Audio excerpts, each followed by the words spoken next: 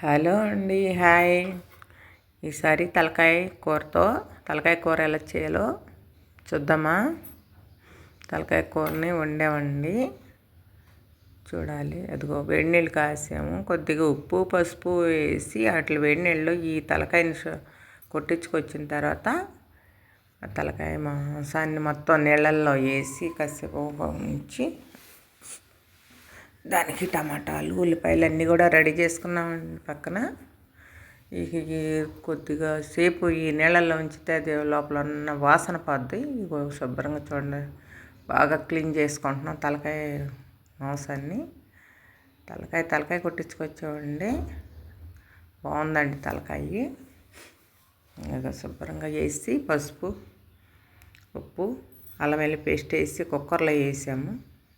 కుక్కర్లో వేసేసిన తర్వాత ఒక 5 విజిల్లు రావాలండి. తలకాయ మాంసం కదండి, గట్టిగా ఉంటుంది. తీగలగానే చేసుకుంటే చాలా బాగుంటుంది కూర.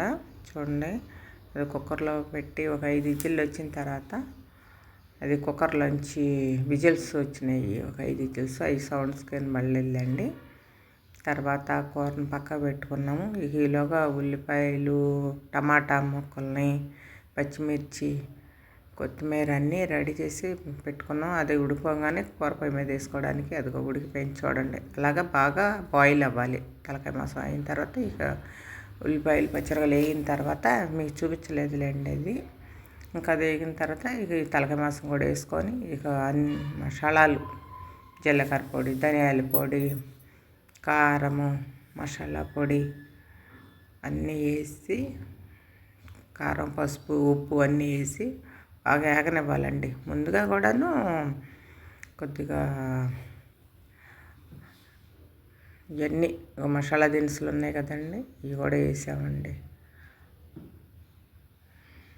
వేసి ఈ కొబ్బరి ముక్క కొంచెం గసగసాలని జీడిపప్పుల్ని కొద్దిగా గ్రైండ్ చేసుకొని అవి కూడా పేస్ట్ వేస్తే చాలా టేస్ట్గా ఉంటుందండి.